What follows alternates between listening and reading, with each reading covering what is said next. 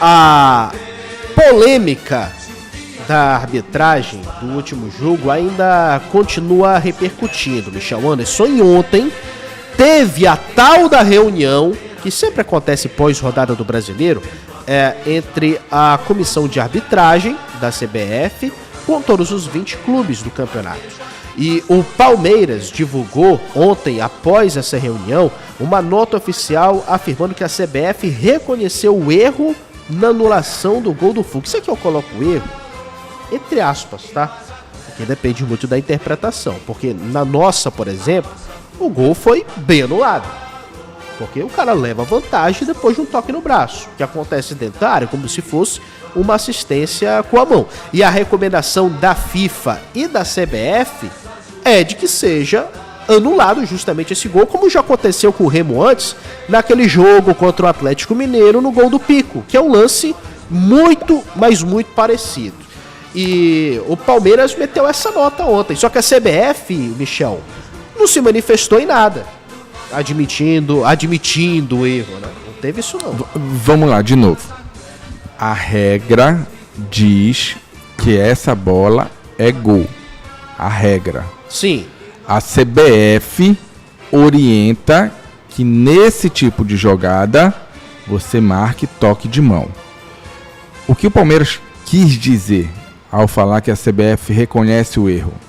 Ela reconhece que ela está interpretando a regra de uma forma errada. Entendeu? A orientação, ela existe e, pelo visto, vai ser cancelada. A partir de agora, vão mudar novamente. O que fica mais vergonhoso, né? Porque quem é que vai devolver também os pontos do Remo lá contra o Atlético Mineiro? Isso é verdade. O Palmeiras está fazendo esse escândalo todo aí como se fosse prejudicado o tempo inteiro.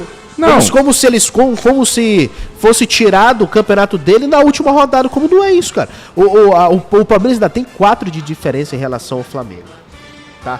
E olha que o próximo jogo, a próxima rodada é Flamengo e Palmeiras. Sim. Mas aí, meu amigo, ema. Cada um com seus problemas, né? Como o Remo já teve que lidar com esse tipo de problema de arbitragem, não fizeram nada a favor do Remo. Então, é importante frisar isso aqui. O que vai acontecer? O Remo já foi prejudicado diversas vezes pela arbitragem e não deu em nada.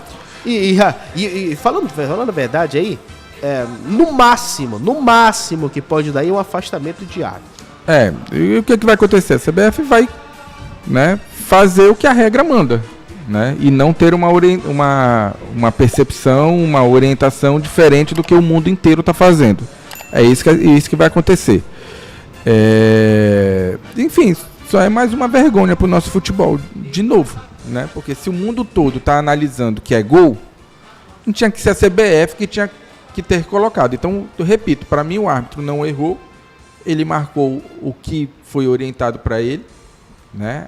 Já que a CBF estava agindo dessa forma, por isso o gol do Remo contra o Atlético foi anulado também, né? E agora vai se cumprir o que a regra de fato manda, né? Que é fazer com que esse tipo de gol seja validado, né? Ou seja, a partir de agora, né, a regra é que sempre foi, né, mas nunca foi validada aqui no Brasil. Se tocar no jogador, na mão do jogador e for gol direto, né, se esse jogador que fez o gol tocou na mão dele, aí não vale o gol. Tá? Agora, se tocar no outro jogador e for sem querer, né, que foi o caso dessa jogada aí, né, e aí você tem que validar o gol, porque você entende que não foi intencional. Então, vai ficar desse jeito. Vamos ver se não vai ter nenhuma lambança a partir de agora, mais uma vez. Mas que é só mais uma vergonha do nosso futebol. Verdade, olha só, ainda como consequência dessa partida, o Tonhão foi parar na súmula, tá? Segundo o relato do árbitro Rafael Klein, o árbitro central relatou em súmula que o presidente azulino dirigiu-se até a equipe de arbitragem e proferiu xingamentos. De acordo com o registro publicado no site da CBF, logo após o apito final, o mandatário azulino invadiu o campo e foi em direção à equipe de arbitragem, demonstrando descontentamento com a atuação do time, né? Tá sim relatado na súmula, né? Abri aspas aqui para o árbitro.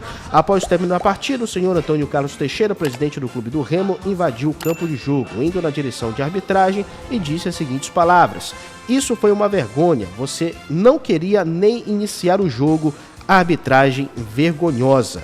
Rafael Klein ainda citou que Tonhão o chamou de... deu xingamentos, né? Não vou nem precisar nem falar. F? Também. Mas enfim. Vagabundo? Não. Também. Também? Os dois. Você acertou, Michel. Acertei. Conheço Tonhão. De xingamento isso é bom, né? Conheço Tonhão. O árbitro também relatou que outros xingamentos de baixo calão também foram proferidos para a arbitragem por pessoas com a camisa do Remo na área dos vestiários, né? E aí essas pessoas também, isso já é caso antigo, né? Acredito que não deviam nem estar lá.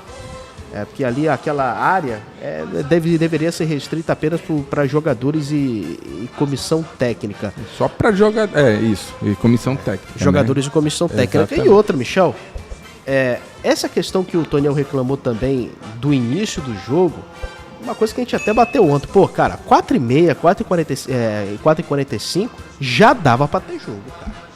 Já dava pra ter jogo. Você não tava nesse jogo, né, Michel? Não tava. Mas chegou uma informação pra mim que o Palmeiras queria jogar só a partir das 6. É porque não conhece a drenagem do Mangueirão, né? Acha que é uma drenagem ruim, mas não. O Mangueirão foi muito bem. Foi excelente. O Palmeiras estava com medo de ter um jogo travado pelo gramado, né? E de repente perder 3 pontos ou de se atrapalhar com o Remo, né? Queria um gramado mais seco porque a qualidade técnica iria prevalecer na opinião dos caras lá, né? Então foi isso que o Palmeiras tentou fazer, né? E enfim, mas cara, Difícil. A gente já falou sobre essa área lá do Mangueirão, cara. Não tem que ter. Só é pra atrapalhar. Aí o Tonhão vai pegar um gancho aí, de repente, pegar mais uns 2 jogos e fica complicado, né? Mas faz parte também do... Tem que chorar lá, tem que gritar lá, porque infelizmente o futebol virou isso. Se tu não gritar, tu não é ouvido. Se tu não gritar, nada acontece, né? A gente não tem um padrão, né? E acaba que, por vezes, eu até entendo o diretor fazer isso, porque é o que se desenha o nosso futebol, cara. Sim. A gente tem que gritar para poder ser ouvido. Aproveitando até, Michel, passo a arbitragem do jogo contra o Bahia, tá? O árbitro vai ser Flávio Rodrigues de Souza, ele é de São Paulo. Assistente 1, Leila Nayara Moreira da Cruz, do Distrito Federal. Assistente 2, Daniel Luiz Marques, de São Paulo. O quarto árbitro, Wambelton Lisboa Valente, esse é paraense. E o árbitro a árbitra, na verdade, de vídeo será a Charlie Wendy Straub Deretti. Então, essa é a equipe de arbitragem. Mas o árbitro principal, Flávio Rodrigues de Souza, 12 jogos até agora nessa temporada. Ele apitou a última partida no Clássico Goiano, Vila Nova e Goiás, no último final de semana, né? E ele também esteve... Cadê aqui, rapaz? Olha, ele foi o árbitro no 0x0 Remo e Bahia também dessa temporada, cara. Cadê aqui? Esse jogo tá certo, rapaz? Porque ele já apitou vários jogos da Série A também, tá? E ele é bom de clássico. Já apitou Cruzeiro e Galo nessa temporada. Qual é o árbitro? Santos e Corinthians também. Como é o nome Flamengo dele? E Cruzeiro. É o Flávio Rodrigues de Souza. Ele é bom. Você conhece, Matheus, esse árbitro?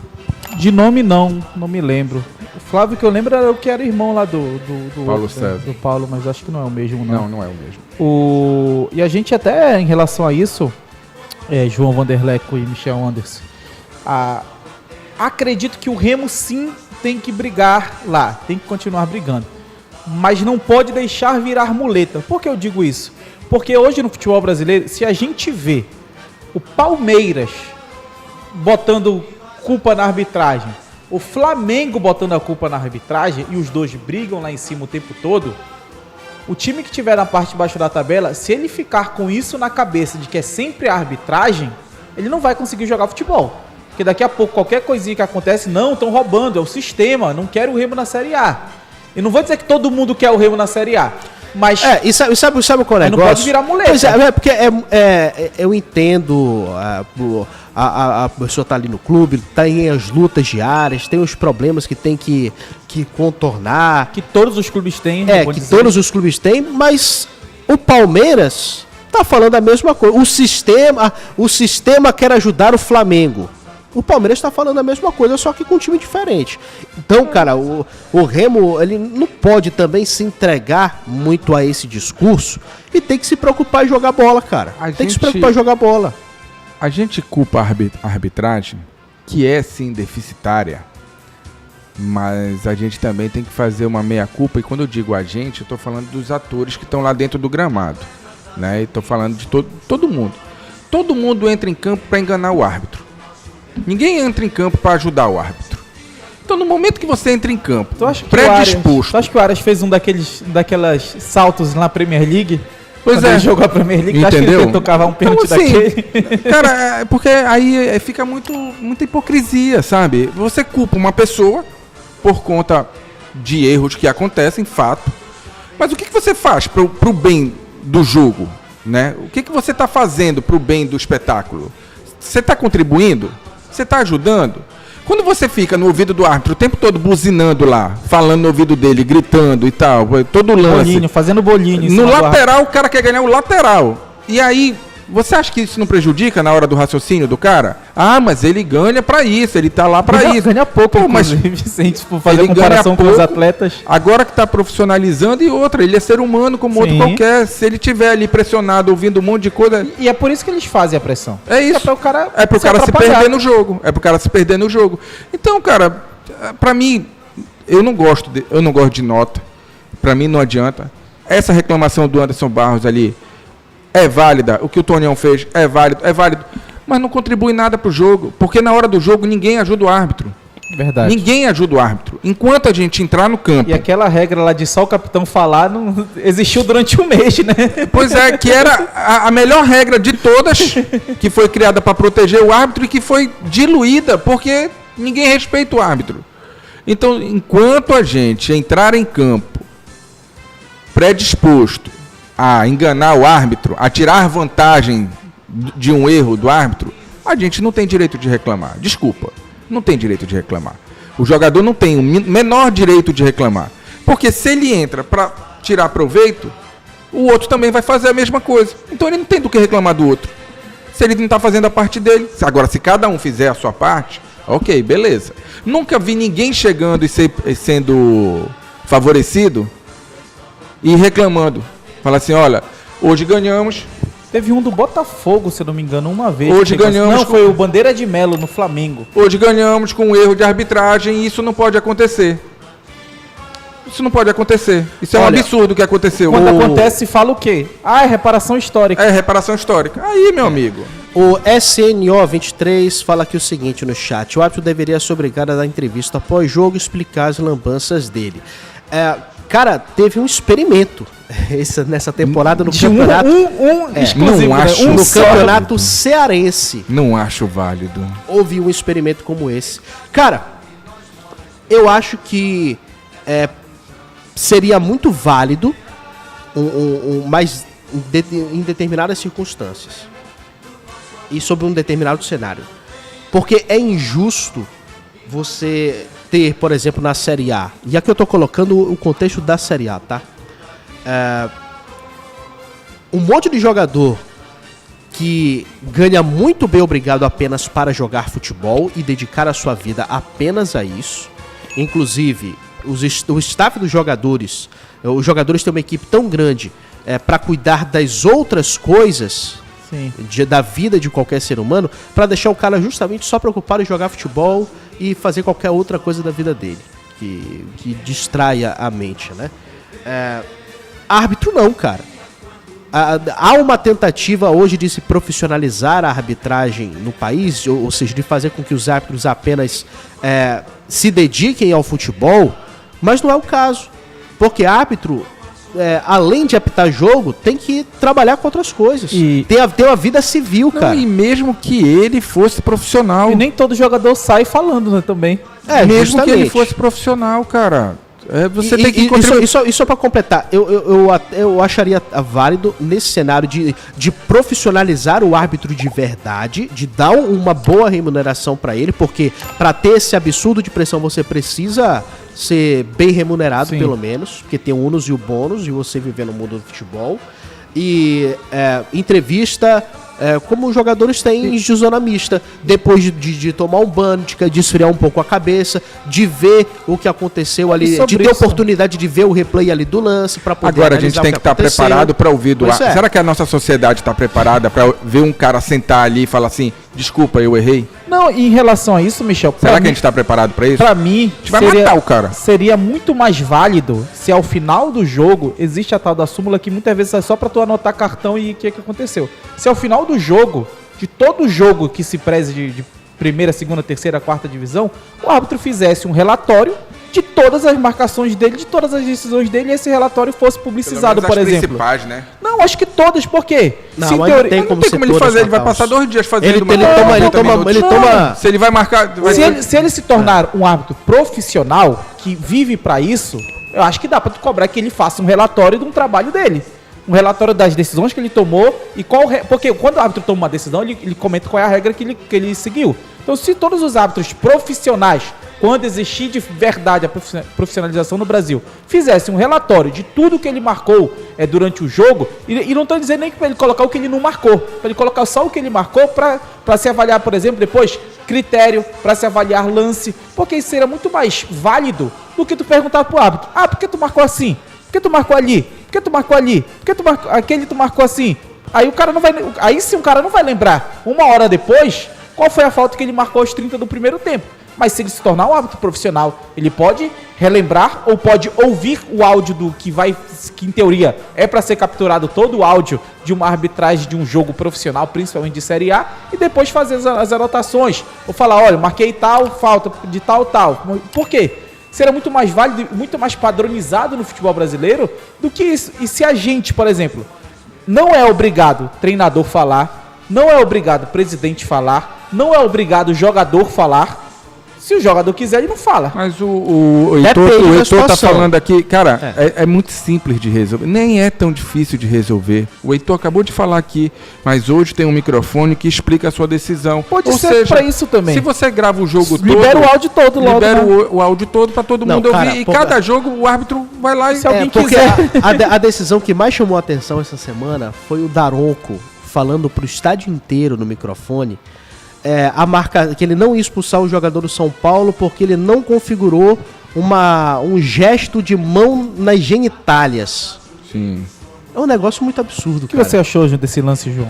E os jogadores do Corinthians, né? Mas é isso, cara, putos da vida, porque já coisa. 2 foram expulsos por justamente pegar na sacola. A gente tá preparado para esse tipo de coisa. Eu acho que a gente, enquanto sociedade, a gente não tá preparado. Agora, Senhores, você para assistir um jogo de NBA... que o cara não pode nem olhar torto pro árbitro. Se ele reclamar da marcação, ele já toma uma técnica. Então, assim, se a gente copia tanta coisa daí dos caras, por que a gente não copia? E a NBA é um esporte de contato físico. A porrada come lá dentro do garrafão. Hoje bem menos. Não, mas a porrada come lá dentro. Não, sim. Né? E os caras conseguiram botar disciplina dentro do jogo. Por que a gente não consegue no futebol? Mas lá só são 5 contra 5. Mas peraí. É muito mais contato físico do que um jogo de futebol, de fato. Então, senhores, dá pra fazer, tem que querer. O Remo treinou ontem, em meio à chuva, lá no Baianão. O Remo vai ter o Zé Ricardo, não vai, senhores? Ou ele tem que cumprir a expulsão contra o Palmeiras? Não, ele também tá na Copa do Brasil? Não. Ou só no brasileiro? Só no brasileiro, né? Não, cara. Eu confesso que essa regra eu procurei, mas eu não consegui encontrar uma confirmação se o cara que é expulso na Copa do Brasil ou no Brasileiro vice-versa. Ele tem que cumprir no jogo CBF seguinte. Então, teoricamente, é Copa do Brasil. Teve isso em teoria, por exemplo, da Copa Verde, mas teve o jogo que o Pikachu joga contra o Amazonas, por exemplo, que é depois do jogo contra o Vasco. Peraí. E aí, Copa Verde, regulamento. Copa Verde é CBF, não é? Então... Não, mas é porque tem uma parada de se a competição acabar, aí você cumpre na próxima competição Pois é, da isso CBF. aí eu sei que tem, mas porque seria até mais fácil, porque isso acontece na França, por exemplo. O cara toma 3 cartões no campeonato e não joga a Copa, por exemplo. Porque amanhã a gente vai analisar bastante com que time Eu procurei, o Remo mas eu não deve achei ir essa vou regra. para essa aqui, partida peraí. contra o Bahia, né? Porque, por exemplo, se não puder usar o Zé Ricardo, vai mexer na estrutura do meio de campo do Remo. E aí, o Condé vai optar por um time Mas um acho pouco que- mais de pegada na marcação, ou ele vai lançar o Vitor Bueno? Esse jogo é pra tu marcar mais ainda. Eu Não acho é? que pro Condé... Não, Esse jogo é eu já acho que pro 3x1 Condé é na melhor. conta. O do Da Bahia. estratégia tá. é 3x1 Tô na confundindo conta, com o jogo tu tem que do- marcar ainda mais. Da Da Chape. Chape não, tem que ir pra cima. Dentro do que é pra cima, estilo Condé. Mas acho que tem que ir, inclusive na Série B os times do Condé eram muito agressivos, né?